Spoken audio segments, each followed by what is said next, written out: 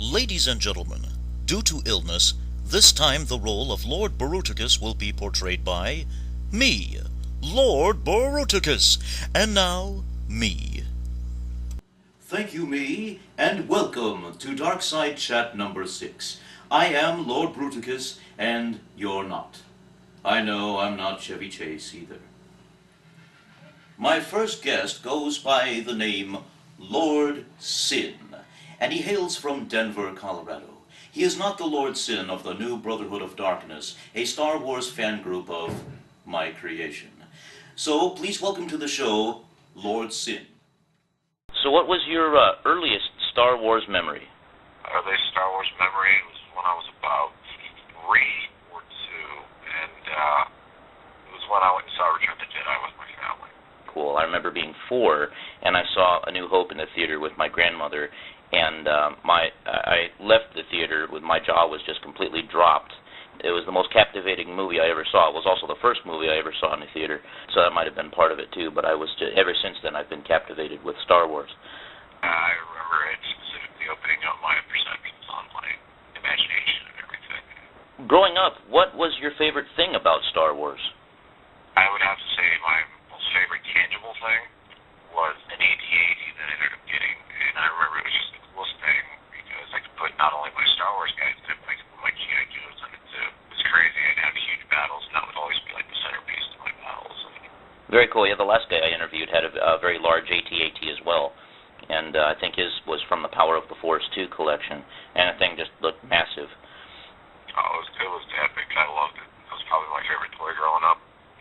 Well, how has Star Wars influenced your life, if it has at all? A lot of people who know me know that I'm a big science fiction buff. It's just one of those things that once it's been a part of your life, you'll never forget it. I agree completely. Do you collect any Star Wars memorabilia at all? You know, if I did, I'd probably be a poor person. But I do have some, I do have a few things, like the episode 1 came out. I collect some of the figures that came out of there because they just worked at Toys R Us. Well, if you could ask George Lucas one question, what would it be? It would be, why the heck did he trade in a character like Darth Maul for Count Dooku when a battle between Darth Vader or Anakin and Darth Maul would be so much more epic than an old man like Count Dooku and his wittiness? I just don't see the logic in that. Personally, I think having an old fart for a bad guy isn't really all that bad at all. It tends to grow on you. Well, thank you, Lord Sin. And did you have anything else you wanted to say about Star Wars in general?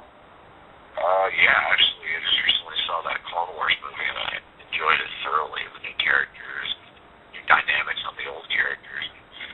I really think it's going to do a lot for, you know, what people wanted when they heard about the Clone Wars and A New Hope. You know, it's always, for years and years, people are kind of curious, what's the Clone Wars, what's the Clone Wars? Well, now we're going to have an idea. Well, thank you very much for being on the Dark Side Chats. Hey, no problem, bro. My next guest hails from Autogunga. Hello, boyos. Mr. Back. Now, Jam Jar. Jar Jar. Yes. When we last heard from you, at least according to the books, you were on the planet of Alderaan when it got blown to Poodoo by the first Death Star. Uh-huh. So, I am wondering, why is it that you are here? Might not know. Last thing Missa remember, Death Star made bad bombing and whole planet get crunched. Maya was thinking, this ain't gonna be messy. So you admit you're supposed to be dead? Uh-huh. Well, I can certainly help you with that.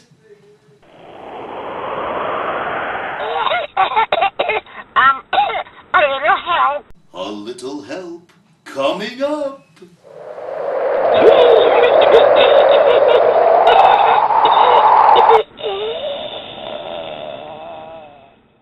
Hello, are you there?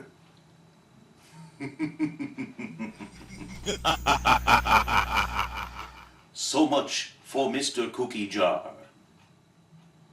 Real quickly, I have a couple of emails that I want to get to.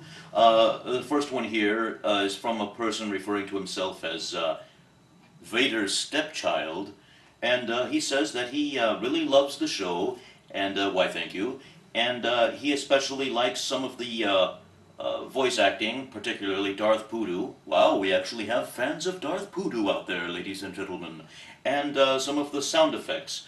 Well, that is great, and I guarantee you there are plenty more to come. Another email that I have here says, I absolutely love your show, however you could make it more interesting by having a female co-host on your show. Right you are. Auditions are certainly welcome. They're held here at my place. Anyone actually wishing to be a co-host, male or female, can certainly send me an email. However, I'm not sure exactly how feasible that is because I don't make these shows on a regular basis, only when I really have the time to do so. But auditions are certainly welcome, especially Slave Leia's. If you are a Star Wars geek, particularly a costumer or collector of Star Wars memorabilia, or if you simply just have something you want to say about the Star Wars movies or Clone Wars television series, and you'd like to be a guest on this show, either in person if you live in Orange County, California, or over the telephone like my previous guests have been, send me an email at darthbaruticus@aim.com. Until next time, may the dark side of the Force be with you always.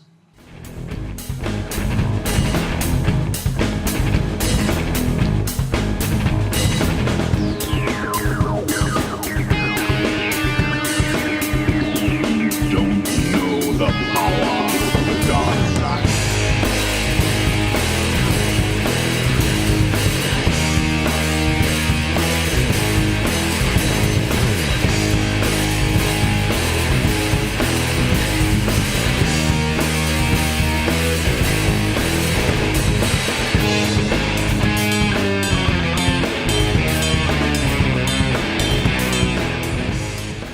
You have meddled in my affairs for the last time.